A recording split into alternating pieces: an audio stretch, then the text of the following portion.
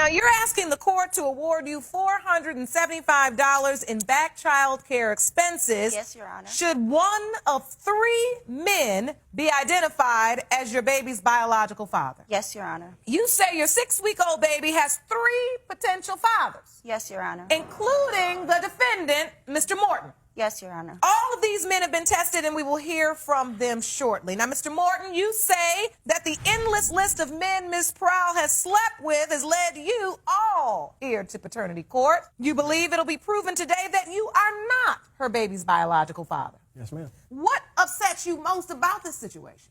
Well, in this situation, I was under the impression that was, me and her pretty much against the world. I've come to find out that she's slept around with one guy, then another guy. I'm just perplexed about the situation. I don't know who the father is of this child. That's why I'm here. Let me first hear how you met, and how did you all get in a relationship?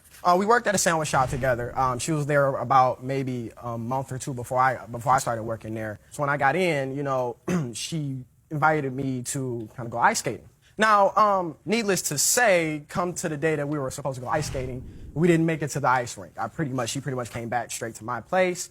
I don't need to go any further from there. All right. So, Ms. Prowl, you started a relationship with Mr. Morton. Yes. And it was going pretty well? Yes, the relationship was going wonderful in the beginning. Now, a couple of months in, I'm finding out there's another woman. What evidence do you have of that? On his Twitter account. He's talking to a young lady, saying these things that I can't say in court. Sexual things? Yes. And he's supposed to be with me. That's not true at all, okay? Excuse me. We're going back and forth about it. I go through his phone. You're not supposed to go through my phone. That's not something you do. Because that's my phone. If that's not something I do, what right do I have? When do I go through your phone? When have I gone through your phone? It doesn't matter. I didn't start cheating on you until after. You cheated on me first. How did you find out she was cheating, Mr. Morton? One incident in particular, actually, I worked at a sandwich shop. We were running low on bread that day.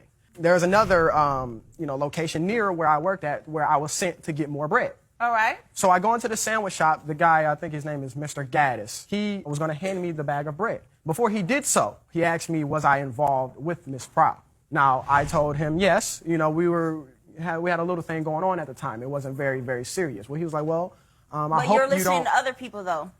You're listening to other people. I hope you don't get too serious with her because I have already slept with her. He doesn't even know this person. He doesn't. Someone else just comes up to him, and I'm not going to lie, it is true, but what if he would have said some other things?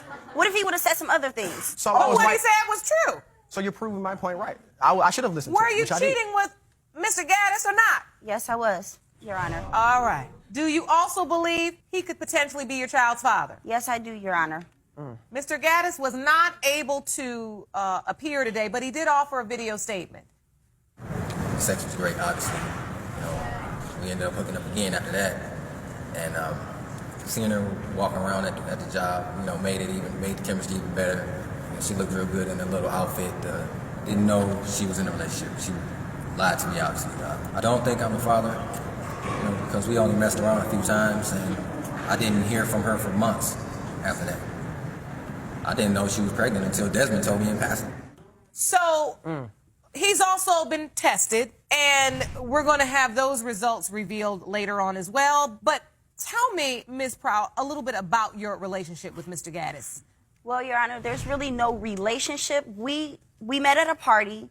I was drinking hard liquor. We were talking, just chit-chatting, nothing serious. And we went in the back and had sex, of course. There is no relationship because I still had feelings for Desmond, and I still wanted to try to work it out. But that was more of a one-time thing. So it's okay for you to do that, right? Please do not cut me off. How are you trying to justify these actions here? When you want to make a relationship work, having sex in the bathroom at a party is not really the way to do it.